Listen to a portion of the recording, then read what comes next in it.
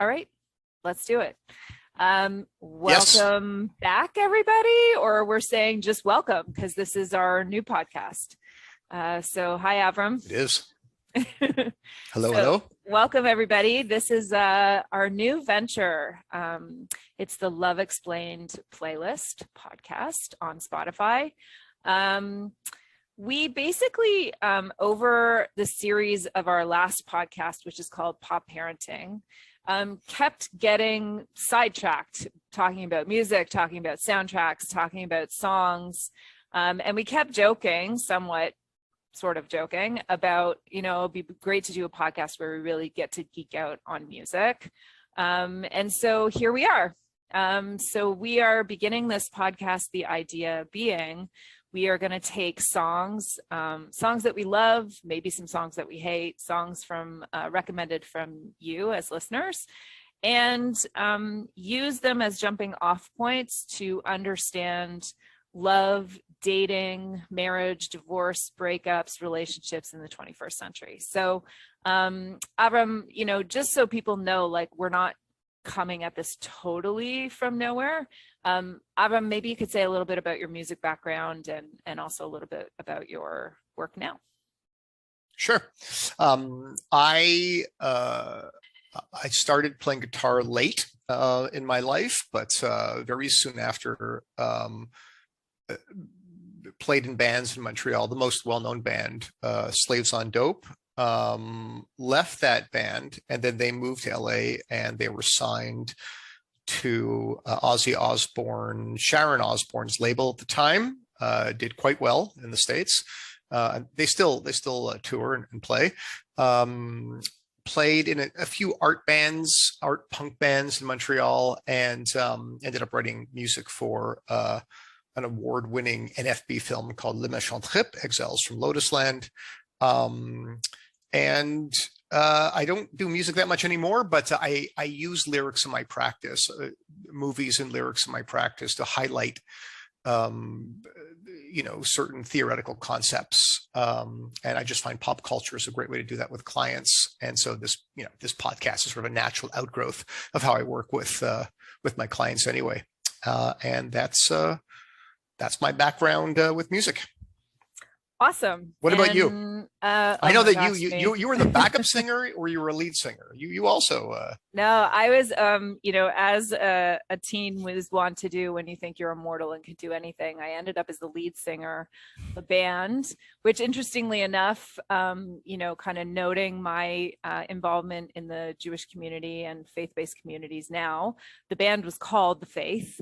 And so I sort of fell into it with a bunch of boys from the Crescent School. A couple of them actually went on to be professional musicians and producers.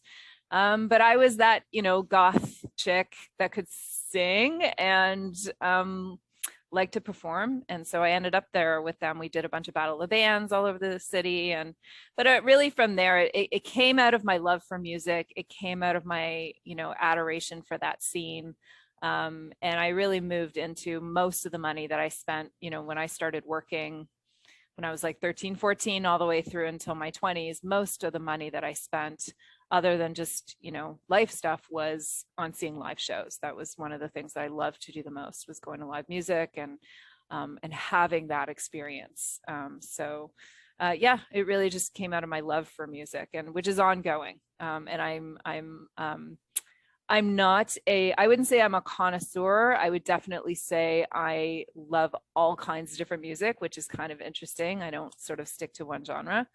And then on top of that, so, we're going to also not just look at our love for music, but how we understand it in terms of relationships.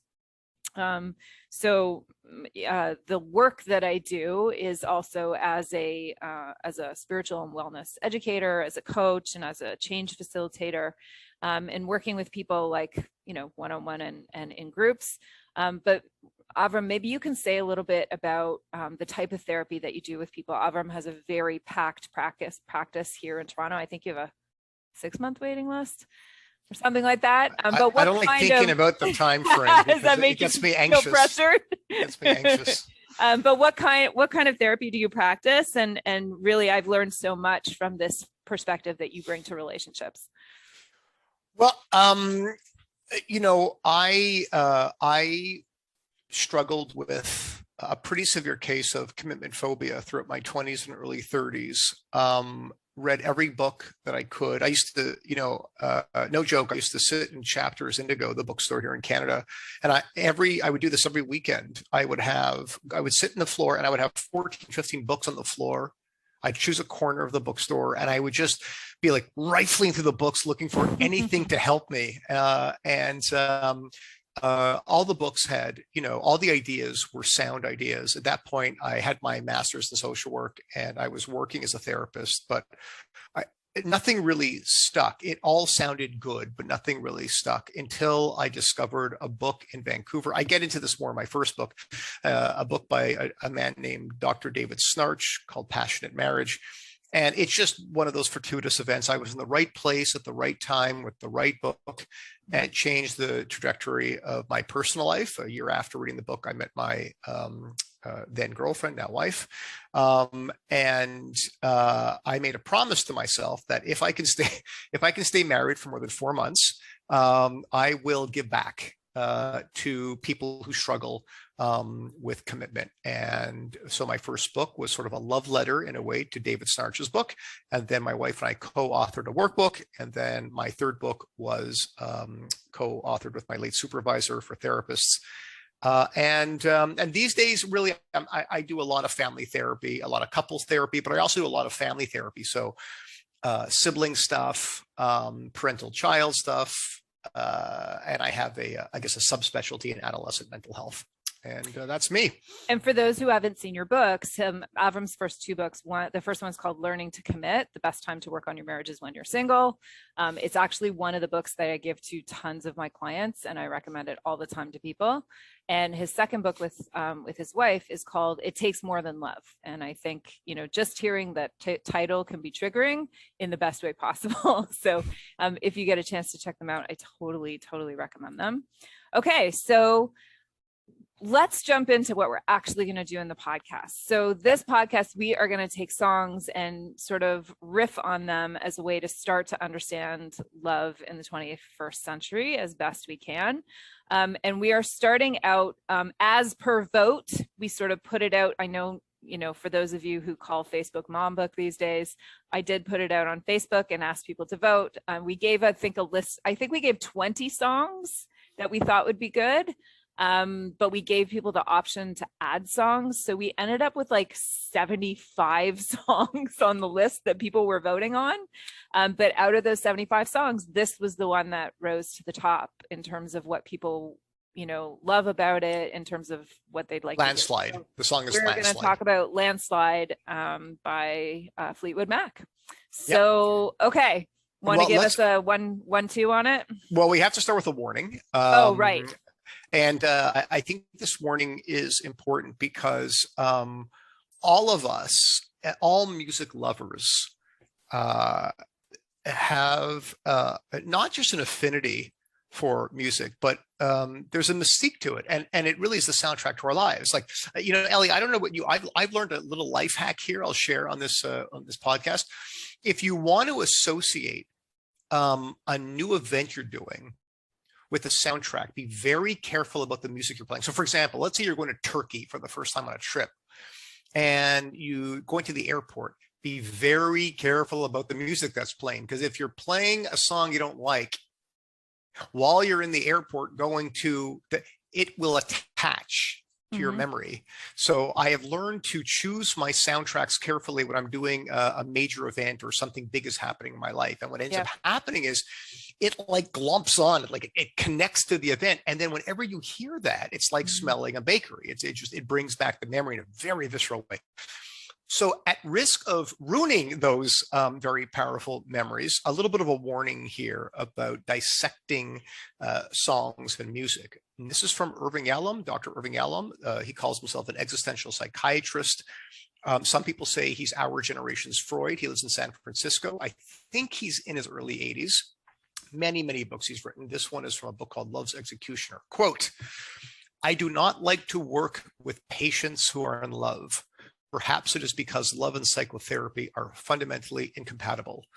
The good therapist fights darkness and seeks illumination, while romantic love is sustained by mystery and crumbles upon inspection. I hate to be love's executioner. So, at the risk of being love's executioner on this podcast, let's execute. And we are going to look at Landslide. Ellie and I have spoken about this in text messages before recording. I like to not discuss a whole piece of work, like a whole movie or a whole song. I like picking a lyric and focusing on that. So the lyric that I have chosen for this song. Maybe I can just throw in before we do that is in this podcast, we are actually not so much going to focus on the artist and their intent for the song. We're just going to focus on the song, mainly so that we're not so much going to go into people's personal lives in terms of people who are alive and real.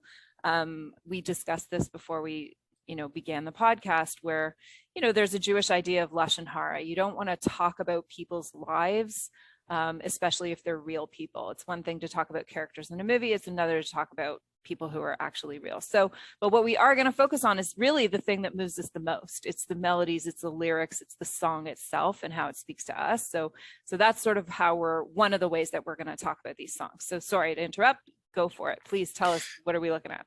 So the line that I chose from Landslide goes like this. I think it's in the chorus. Well, I've been afraid of changing because I've built my life around you. And I'm going to further on in our discussion end with a resolution to the song, which I think Stevie Nicks does a wonderful job doing. With the lines, but time makes you bolder, even children get older, and I'm getting older too. But I want to come back to this idea of building your life around someone. Ellie, when I was thinking about why this song was chosen, we've spoken about this. I think, okay, besides the fact that, look, Stevie Nicks is brilliant, okay? And besides the fact that this is a beautiful folk song, and besides the fact that Stevie Nicks as a singer, and as a singer myself, and you're a singer and a songwriter, her phrasing and how she sings songs is she's apart from the pack. Gorgeous. I mean, she just has an amazing way of her sense of melody and phrasing is fantastic. But this lyric, this idea of I built my life around you, I don't know about you, but I think for a lot of people, the idea that we are alone in this earth. We are alone fundamentally. We come into this earth alone. We leave alone. And that there is someone out there, a partner, a missing part of ourselves, that if we find that missing piece, the world becomes warmer and safer. And you're laughing. Why are you laughing? Because I'm thinking like the Jerry Maguire, you complete me, right? Like, I'm not done until I've found that like other half kind of thing. Right. And as you know, Ellie, because you've read my book, my first book really focuses on the Jerry Maguire idea as a fundamental Western idea of what falling in love means. If you come from the worlds of the old order Amish or the Hasidic worlds where you're set up by family, it's a little bit different. But in the Western world where we use feelings, people will justify their partner selection by saying things like they're sexy or they're funny or they're bright. But there's something more powerful, and most people are not aware of this. And the powerful part of how we pick our partners has to do with this idea that there is something vacuous within me. There is something empty or unfinished within me. And when I'm dating, there is this sort of like ants who have antennae, like insects who have antennae. There is this idea that we are mapping out our dates and we are looking for that missing piece of the puzzle within us. People don't tell us, mind you, and this is where I think Stevie Nicks goes in the song, why the song is actually somewhat tragic, is that there's an expiry date on that. So it's what brings people together. It's what gets us married at times, but it cannot continue. And a lot of the couples that come to my office, they will say, and quite earnestly, they'll say things like, this is not the person I married. And in my head, I'm thinking, that's right, because people change and we evolve like all living organisms. But it's a very, very unsettling thing, especially if the person who's been filling up your void starts to change and no longer wants to do that. Blah, blah, blah, blah. We're not going to go there. However, I want to throw out an idea, Ellie, and then maybe let's open this up a little bit here. And when I think about this idea of you meet someone and you build your life around them, okay, I'm thinking about a concept in the family systems world called fusion. And fusion is how people get lost in other people.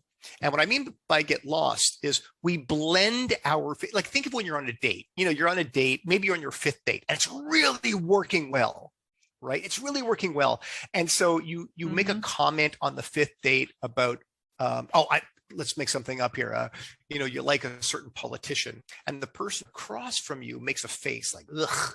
And you're like, oh no, like I don't really mean that, and you start modulating your thinking and your feelings to lower anxiety so that the person likes you and ultimately loves you.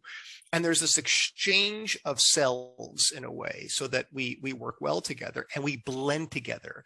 And that blending together is such a romantic and Western ideal about falling in love, this enmeshing of two people and that we conquer the world together and all this kind of stuff. And so you blend your feelings and your thoughts. Yeah. And people are so often just their best selves, or they're like picking and choosing which parts of their best selves that they want to show to that other person until they feel safe enough that then they can show all the other parts of them too. So I think it's really interesting, like those first few dates aren't usually like what you're going to go on in terms of a long-term relationship.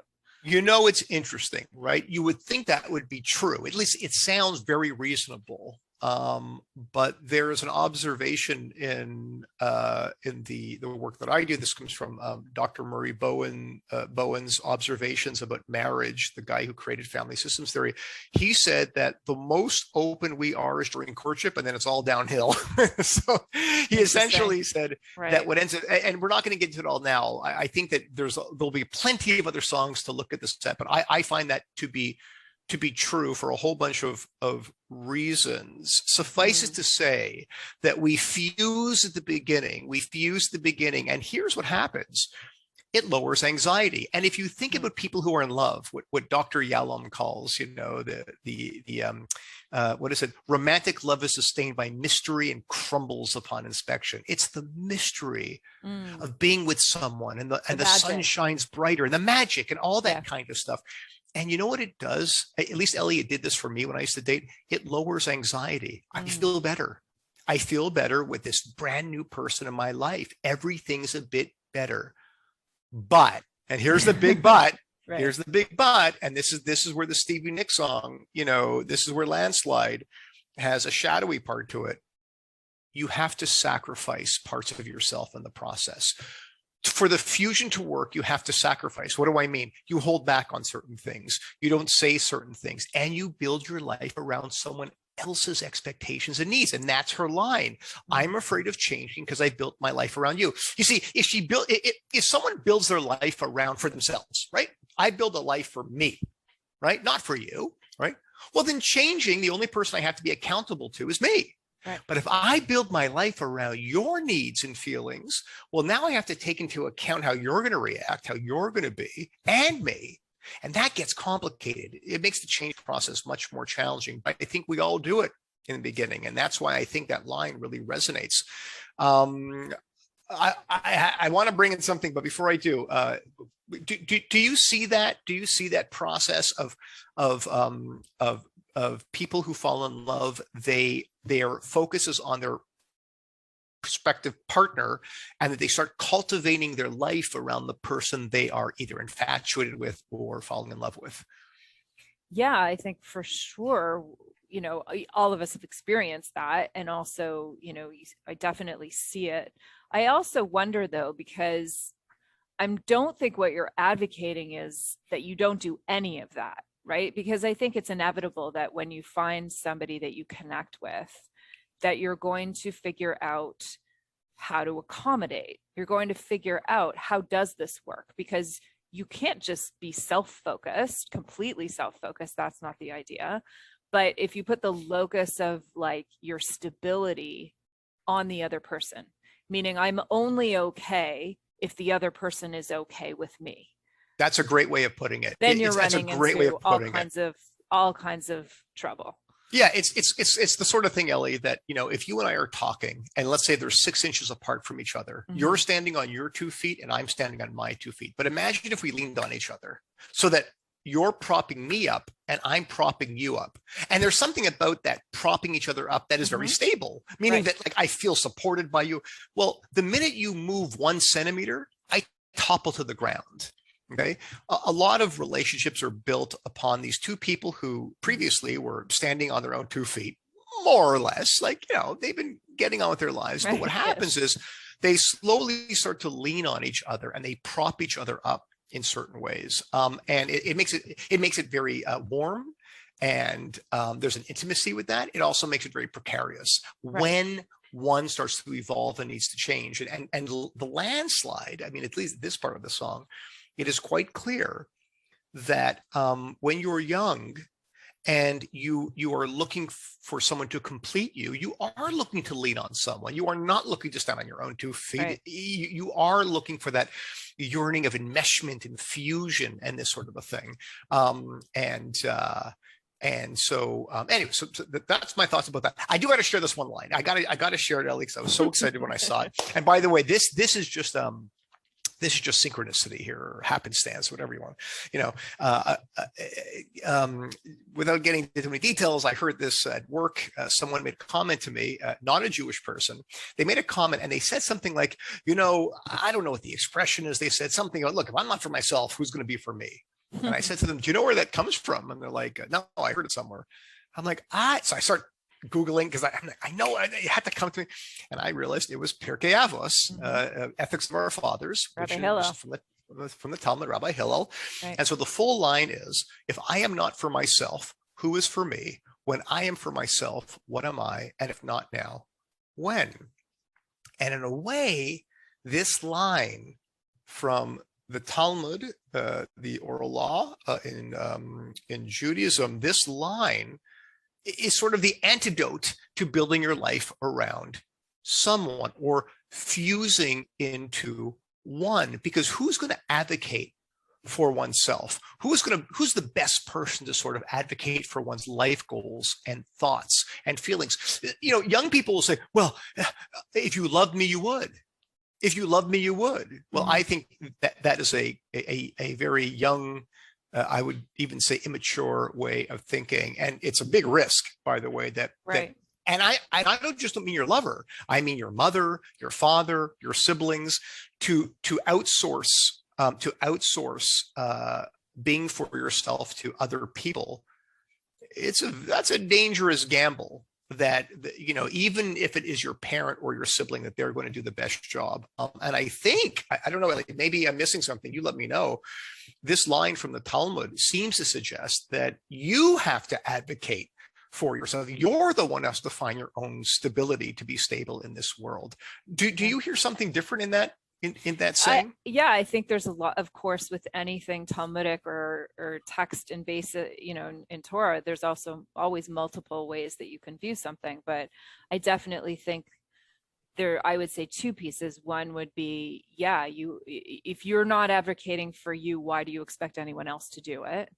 If you're not for you, nobody else is going to do that. But the other line is, if you're only for you, then what are you? Like, and in many ways, as Judaism is wont to do, it will always advocate for non-extremism.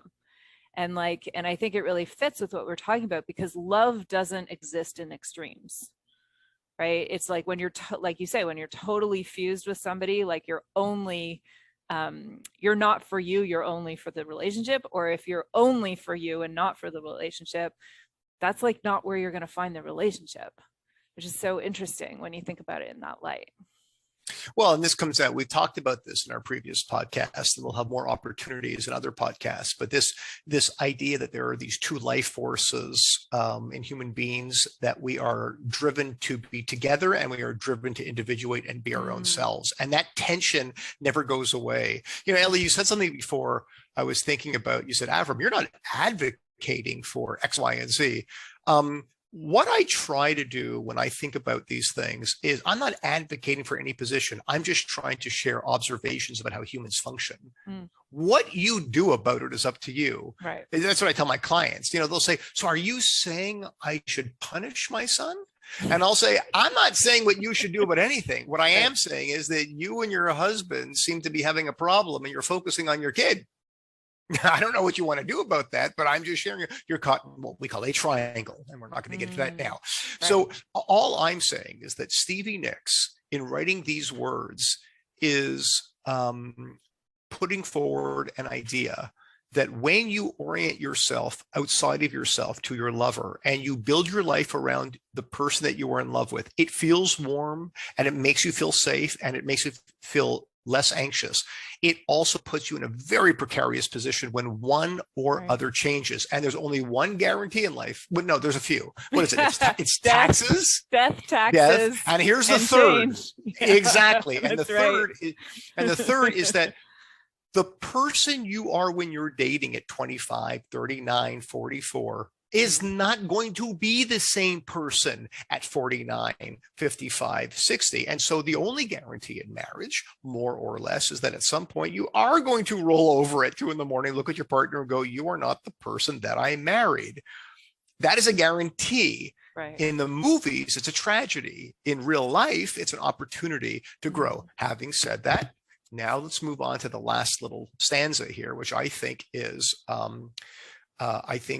a pathway to understanding what growth could look like.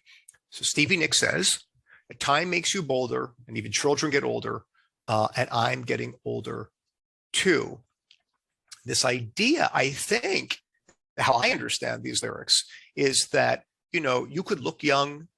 And, I think in the previous podcast, Ellie, we were talking about my friends who were losing their hair in their early 20s seem to commit a lot quicker than those of us who had baby faces and didn't look like we were, getting older, because time has a way of reminding us that we coexist on this planet in a very, very short time frame. I mean, it feels long sometimes, like when I think about it, right, cognitively, I'm like, nah, I've got tons of more time. But the fact is that every now and then that illusion gets broken when you lose a parent or someone gets ill.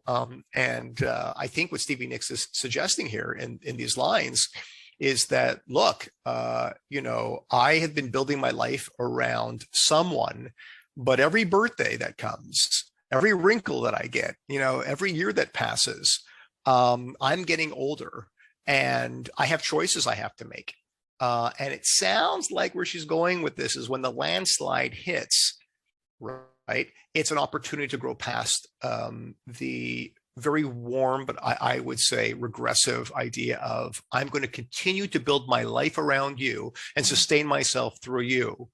And that perhaps there's a deeper love, a much more mature love, a nuanced love, where two people can stand on their own 2 feet and not lean on each other for sustenance, but be in intimacy, but stabilize themselves. And I hope that's what I offer my clients in my practice. Yeah, I mean, those are my main thoughts about this song. Any concluding comments from you?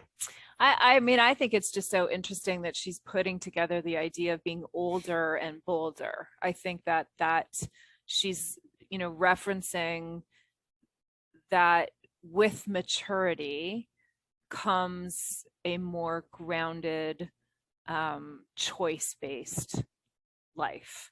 I think she's talking about where, that the boldness would be not building my life around you, but building my life around me. And that there's a certain maturity that comes with that I don't need to build my life around something outside of me. And I also wonder if that piece where she says the landslide, I think it makes me wonder if the landslide comes because she builds herself on more solid ground, not on the person that she's built outside of herself, which is kind of an interesting way to think about it. So I love that she talks about both older and bolder, because there definitely is a natural maturity that comes when you get older where you don't worry so much about what people think about you. But that maturity can happen even when you're young if you decide to center yourself within yourself. So I feel like it has a lot of like hope to it. There's a lot of potential there, which I think is really interesting. So yeah, that's what I would say on those last two. I think it's so cool. Excellent. All right, awesome. So, okay. So last but not least, so we want to say at the end, why is Landslide on the list? Why did it make it out of all those songs to the Love Explained playlist? What should we walk away with from this song? Or what's one of the things we can walk away with from this song? Look, I mean, I wish I knew what I know now, but I mean, that's, part of growing up and what we call wisdom. When I was dating, I think that we have these cultural, messages that we take as truisms, that lead us to pick our partners, and how do we know if we're in a right relationship or not? And one of them is this idea that when I feel complete when I'm with you, then I know you're the right partner. And I think there's something true about that. Let me be clear. I don't think that's something you can get rid of, but I have changed my thinking in this. And when I titled my book, The Best Time to Work on Your Marriage is When You're Single, my point is there is a lot that one can do for yourself that's incomplete while you're dating with people in your family and friends and colleagues to level up your maturity, so you don't need to build your life around other people. You could do it a little bit less and have a little more stability. And my takeaway is just that with a bit of work, the landslide doesn't have to be so profound and so painful, but it probably will be. So, and good thing we have the song to get us through it. Right, that's right.